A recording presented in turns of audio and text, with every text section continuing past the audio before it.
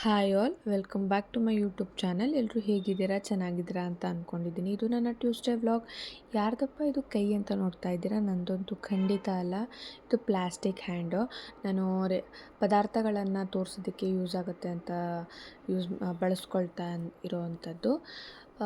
ಈ ವೆಜ್ ಬಿರಿಯಾನಿಗೆ ಮೊದಲು ಖಾರ ರುಬ್ಬೋದಕ್ಕೆ ಯೂಸ್ ಮಾಡ್ತಾ ಇರೋದು ಕಾಯಿ, ಈರುಳ್ಳಿ, ಟೊಮೊಟೊ, ಕೊತ್ತಂಬರಿ ಸೊಪ್ಪು, ಪುದೀನ, ಜೀರಿಗೆ, ಶುಂಠಿ, ಬೆಳ್ಳುಳ್ಳಿ ಇಷ್ಟನ್ನು ರುಬ್ಬಿದ್ರೆ ಈ ಥರ ಸ್ಪೈಸಿ ಮಸಾಲ ರೆಡಿ ಆಗುತ್ತೆ. ಪ್ಯಾನ್ಗೆ ಆಯಿಲು, ತುಪ್ಪ, ಪಲಾವ್ ಸಾಮಾನುಗಳನ್ನೆಲ್ಲ ಹಾಕ್ಕೊಂಡು ನಂತರ ಈರುಳ್ಳಿ, ಟೊಮೊಟೊ ಎರಡೂ ಸ್ವಲ್ಪ ಮೆತ್ತಗೆ ಆಗೋವರೆಗೂ ಚೆನ್ನಾಗಿ ಫ್ರೈ ಮಾಡಬೇಕು.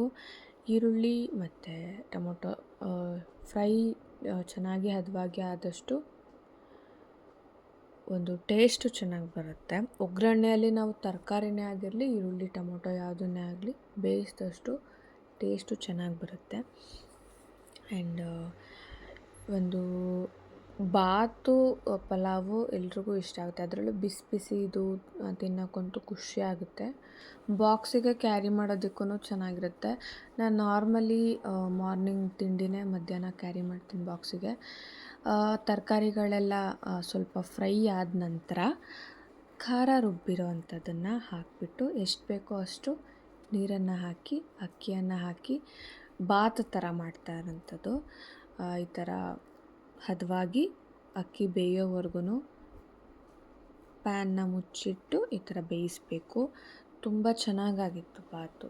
Seriously it was so yummy and spicy. ಚೆನ್ನಾಗಾಗಿತ್ತು. ನಾನಂತೂ ಹೊಟ್ಟೆ ತುಂಬ ತಿಂದು ಬಾಕ್ಸ್ಗೆ ಹಾಕ್ಕೊಂಡು ನಾನು ಟೀನೂ ಕುಡಿದ್ಬಿಟ್ಟು ಆಫೀಸ್ ಕಡೆ ಹೊರಟೆ.